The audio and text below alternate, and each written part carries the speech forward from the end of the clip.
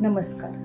सध्या सर्व महिलांमध्ये अंगदुखी, पाठदुखी, गुडघेदुखी, कंटाळा, निराशा ह्या गोष्टी जास्त प्रमाणात आढळतात आणि त्याचं मुख्य कारण म्हणजे की कॅल्शियम आणि व्हिटॅमिन डीची कमतरता. ही कॅल्शियमची कमतरता आपण आहारातून कशी भरून काढू शकतो? तर पूर्वी दूध हा कॅल्शियमचा अतिशय उत्तम स्रोत होता, पण सध्या दुधामध्ये प्रचंड प्रमाणात भेसळ असते.